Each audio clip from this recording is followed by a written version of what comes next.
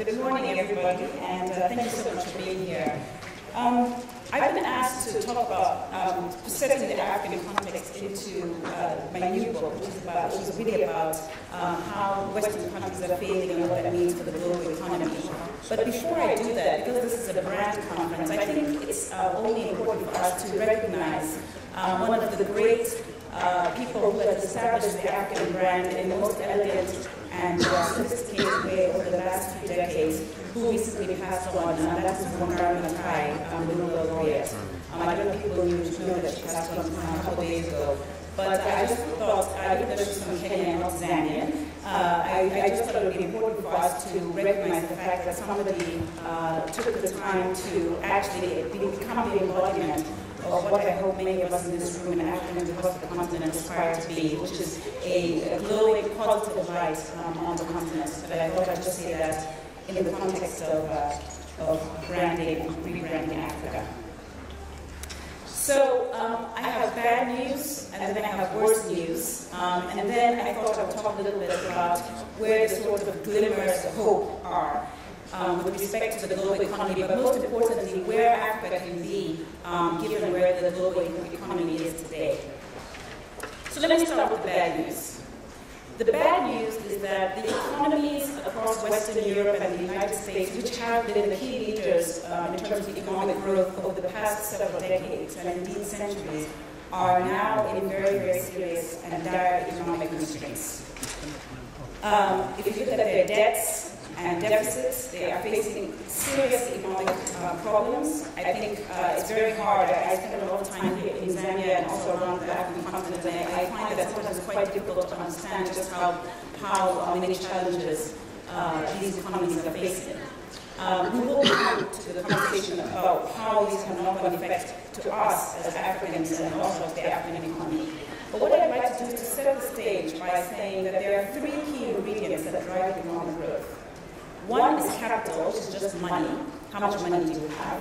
Number two is labor and your workforce, both in terms of quality and quantity. So big workforce is great, but it also has to be of some quality in order to generate long-term economic growth. And the third most important thing is productivity. So the economists in the room recognize that these are the three things as economists we focus on: capital, money, labor, which is the workforce, and productivity. If you look at the Western economies right now, a snapshot of the Western economies with regards to capital, labor, and productivity, it's a very scary story. And I'd like to just throw out some statistics from an economist, so it's important for us to throw out lots of numbers, even though we may discuss how relevant they are. Just to put this into perspective. Let's start with capital, and I'm not going to give you lots of numbers, but I just want to give you a bit of a sense. With respect to capital right now, many countries in Western Europe, including and also the United States, are suffering from big deficits and massive debt levels. We're talking about over 100% of GDP, debt to GDP ratios. But you might say, okay, what does this really mean? Let me set this in context for you. Today, Portugal, Ireland, and Greece have about $500 billion worth of debt outstanding. Spain has $1 trillion worth of debt outstanding. Italy has $2 trillion worth of debt outstanding. Why have I given you these numbers? Because in 2001 and 2002, when Argentina defaulted and the world came to a standstill because it was such a big deal, Argentina's default and the amount of debt she had outstanding was about $82 billion. Nothing in comparison to the $1 trillion debt burdens that we're talking about, and people are talking about potential defaults in Europe today. So we're facing a very, very serious problem, and we'll talk about why it is, I think, when we have not been able so far to solve the sovereign debt crisis that has now gone beyond Europe. But that's just to illustrate for you that with respect to capital, these economies are facing very, very serious problems. As many of you also know, the deficit levels are 2% deficits. You know, I'm sure the United States had serious problems trying to get the Congress and the Senate to agree on passing bills recently, forced the United States to be downgraded not too long ago. And there are now serious concerns about whether or not the US government is going to shut down. So the capital picture is dire. The labor picture, I would argue, is even worse. If you look at statistics such as the OECD's PISA statistics or the TIMSS, the Trends in Maths and Sciences statistics, these are public figures, and I would encourage you to look at them. I did put them in my book, which I saw was very happy it's on sale outside. So if you have interest, you should have a look in the book as well, because I did put a lot of these statistics in there. But if you look at these statistics, about 10 years ago, the United States and Britain were number 1 and number 2 in terms of mathematics and sciences. In just one decade, these countries are now number 17, up to number 25, ranked in the world in terms of performance in math and science, and even in reading. Now, you might say, what does that really matter? But it's these issues that go to the core of the education system. Now, I'm sure many of you were raised in Africa like me, and we were constantly lectured to about the importance of education. But today in the United States, and this is an important statistic, and I just heard this and I found this shocking, 74% of American males between the ages of 17 and 25 are not eligible to be hired by the U.S. Army because of poor education and obesity. 74%. They will not hire their own American young boys to go into the military because they are ill-educated and also because of obesity. 74%. So having been raised in the African context where we're told education is so important and girls' education is also always harped on about, I find it shocking that these economies have slipped so dramatically on a relative basis when compared to other economies, as I mentioned with the PISA statistic and the TIMSS statistic, but also on a directional, individual basis, absolute terms, in terms of where the economic and education performance is domestically. I'm going to make one very quick comment with respect to productivity. Now, productivity is a very fancy word for saying how efficiently are you using the money and the labor that you have in your economy. In the past several years, China has moved so quickly so as to become the most productive economy in the world. And I don't want to spend time on this because we all know the story. But what has happened with respect to productivity in particular, and since we just come out of the housing crisis, we've been able to see that the United States and Europe are not using their capital, and their labor wisely. So, for example, the United States invested, in fact, they borrowed a lot of money from China. China now is the biggest lender to the United States. They borrowed a lot of money, and instead of using that money to invest in productive things like infrastructure or building companies, they used it for consumption. And we know what the end of the story, the end of that story was, it ended up in the financial crisis. But enough about the levels of debt that we have and the capital, labor, and productivity problems that these economies are facing right now. Let me spend a few moments talking about the different ways in which a country can get out of debt. And again, because we're on the African continent, many of us should be quite familiar with this because our economies have been in debt, not so much in the last several decades, but certainly in the recent, the not too long history, last 50 years history of the African continent, we know that many countries have faced debt crises. So there are 5 ways that the country can get out of debt. Number 1, a country can grow. But I've just explained to you, in the United States and the European context, why it is unlikely that we will see the levels of economic growth that could help get them out of this debt crisis. The capital, labor, productivity issues that they face. Number 2 is that they can keep interest rates low. Well, we know what the situation is there. Interest rates are at their lowest levels ever. In places like Switzerland, you've got real interest rates in the negative, so negative that actually you are paying banks to take your money, which doesn't make sense. That's a complete fundamental restructuring of the financial system. So low interest rates there, as low as they can go. Governments can also increase taxes and reduce spending. But again, if you follow the international press, you know that right now the United States is embroiled, the government of the United States is embroiled in a big argument between the Republicans and the Democrats, which has led to such political problems, which also led to the economic downgrade that they received recently.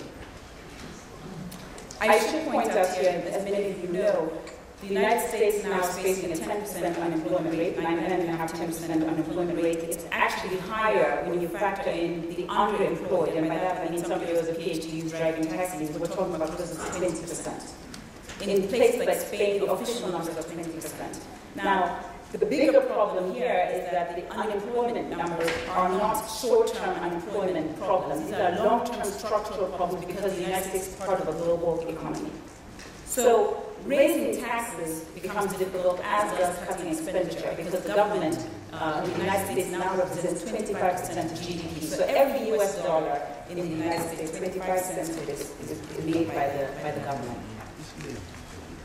I should also mention that already, with respect to taxes, people are talking a lot about the need for tax reform, and I think there is scope for that. But already in the United States, nearly 50% of people in the United States do not pay taxes, which is a fundamental problem.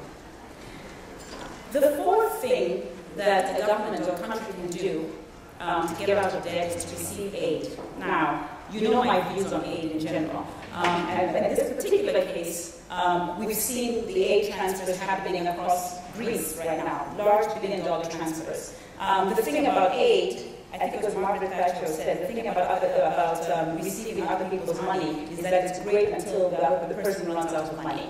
And I think one of the problems that we're seeing right now in the European context is that although there was sort of appetite to give money in aid transfers to Greece and to Ireland and other countries that are in these problems, I think that very quickly people are losing patience, particularly from the countries that are much more economically sound, such as Germany. The fifth way in which countries can get out of debt is by default. Now, the fact of the matter is, I am not proposing that countries default. The impact of default in Europe would be quite detrimental, not just for Europe, but across the world. However, if you look back at history, this has definitely been a tool of getting out of this debt burden. So whether it's Argentina in 2001, 2002, Mexico in 1982, or many other examples in the past several years of history, default is definitely an option. And in my book, I talk a lot about what might happen, what are the knock-on effects for currencies, what are the knock-on effects for the global economy, were America or any of the European economies to default. So that's really the bad news, and I promised you worse news. The worst news is that there's a fantastic book called This Time Is Different. So it was written by two economists, Ken Rogoff and Carmen Reinhardt. And what they did is they went back 800 years, and looked at what happens in the aftermath of a financial crisis or a banking crisis. And this is why there's worse news. They found, and by the way, it's a fantastic book, I would urge you to get it, because they've got so much data, they've got a lot of African defaults in there, but if you look at it, you'll see Germany defaulted, United Kingdom, many economies over the history of 800 years, they've been able to pull this data together. But the thing that makes this worse news is that consistently, across all these examples that they've looked at, certainly the majority of them, whenever there's a financial crisis, the world economy goes into a recession for as long as 10 years. So, what does that mean? That means we have about 10 years to look forward to low, sub-trend economic growth, which is not a great story. I should also point out that everything that Reinhardt and Rogoff have said in their book, again, the book's called This Time Is Different, has already come true. They talked about how governments, the response is to cut interest rates and to introduce the fiscal stimulus that's happened. They talked about how unemployment becomes sticky. We've seen that in Europe and the United States, unemployment has not come down significantly. They've talked about how with QE1, QE2, this pumping of money into the system can actually can start to introduce inflationary pressures. We're already seeing that in the UK and other places in the developed world. So it's not a good story. What it really means is that we could be in for a 10-year bear market, 10-year recessionary environment. So that was the bad news, that was the worst news. I'm offering here a glimmer of hope. Where does Africa fit into the story? Well, I want to just throw out a few other statistics about where the world is going to be, what we know to be true. We know, if you look at the demographic statistics, that Africa is part of the emerging world, but on this planet there will be 9 billion people by 2050. 9 billion people. That's in 40 years' time. 9 billion people. We also know that by 2030, which is just 20 years away, there will be 2 billion people in the middle class. Many of them coming from the emerging world, including places like South Africa, but of course around the world, places like Brazil, Russia, India, China, and so on. We also know, unfortunately, that these populations are going to want better living standards because they will be part of the middle class. But there are simply not enough resources to go around. And by resources, I mean arable land. In China, where they have 1.3 billion people, they only have 7% arable land, which is why we know that there's been a big rush for land in Africa by the Chinese. But we also know that right now, the energy story, particularly fossil fuels, I mean petrol, oil, and so on, it's not a pretty picture. Let me give you a statistic. We are today, in 2011, consuming oil that was discovered in the 1950s and 1960s. Even today, we're still consuming discoveries from that far back. Even with the advent of technology and things that have happened in the recent decades, we've got iPads and mobile phones and so on, we still have not been able to find the degree or the levels of oil that we found back in the 1950s and 1960s. So energy is going to be a constraint, food production is going to be a constraint, not just because of lack of arable land, but also because of a lack of water. I want to also throw out another statistic, particularly in the context of the famine that's going on in the Horn of Africa. There are about 1 billion people who go hungry every day on the planet, go without food, 1 billion.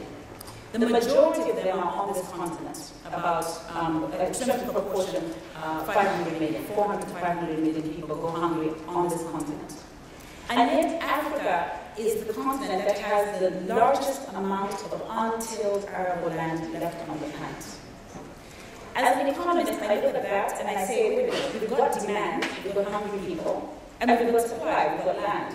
Now, I know many people in here are probably working with NGOs and the development community, and the first response when they hear about the hunger in Africa is to provide what I call band-aid solutions. Oh my God, we've got to find bags of maize and send them to Ethiopia or Somalia immediately. And there's nothing, I don't find that objectionable at all. But to me, as an economist, this is a structural problem that we're dealing with. We're dealing with a structural problem. We've got to get to the root cause. Why is it that Africa, in the past 30 years, is the only continent that's failed to feed itself, especially since it's got the most amount of untilled arable land? So I said I was going to give you good news, and I know some of you are probably thinking this sounds still very bad. But my point is to say that in a world of 9 billion people, a world of 2 billion people in this new middle class that we know is coming, and at the same time in a world where we know that there are going to be supply constraints in commodities and resources, Africa has an important role to play. But first, before we can actually get to the point where we are actually producing food, we're coming up with innovative ways to preserve and to even to develop water through desalination, for example, or even thinking about how best to save the money that we're generating from energy projects, such as creating sovereign wealth funds. Before we can do that, we do need to deal with brand Africa. And that's why I came here today, because without us getting our heads around our important role and where the world is going to be, all of this is a wonderful conversation, but it's actually not going to help us in the long term. So I would urge you, and I really urge in these discussions today, and when you go to your respective businesses, to really focus on where the world is going, but also understand that Africa has a very important role to play. And the winners in the decades to come will be people who look at Africa as a business opportunity and a place for partnerships, and not a place that is a drag on the global economy. I'm going to stop there. Thank you very much.